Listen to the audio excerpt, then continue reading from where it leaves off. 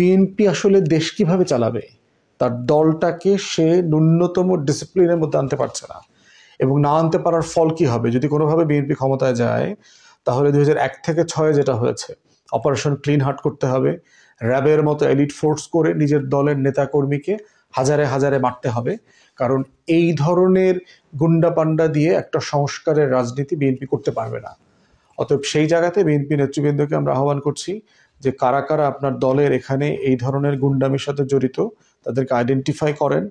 আপনারা ইতিমধ্যে দেখতে পাচ্ছি প্রচুর খারাপ লোকদেরকে, যাদেরকে বহিষ্কার করা হয়েছিল, তাদেরকে আপনারা ফিরায় নিয়ে আসছেন দলের ভিতরে, এবং তারাই এলাকাতে ত্রাসের রাজত্ব কায়েম করেছে। আমার প্রত্যেকটা মিটিংয়ে ডিস্টার্ব করতেছে, যারা যারা প্রোগ্রামে আসবে অথবা এসেছে তাদেরকে আগে পরে গিয়ে হুমকি দিচ্ছে, মোবাইলে হুমকি দিচ্ছে, রামদায় দিয়ে কোপাবে এটার বলছে। আমার প্রায় 15 থেকে 20 জনের মতো নেতাকর্মীকে মারধর করেছে বিভিন্ন জায়গাতে। আজকেও প্রায় 8-10 জনকে সরাসরি মারধর করেছে, চশমা ভেঙে ফেলেছে, ধাক্কা দিয়ে নদীতে ফেলে দেবার চেষ্টা করা হয়েছে, পাঞ্জাবি ছিঁড়ে ফেলেছে, এই কাজগুলো করতেছে এবং এটা সারা দেশে করতেছে।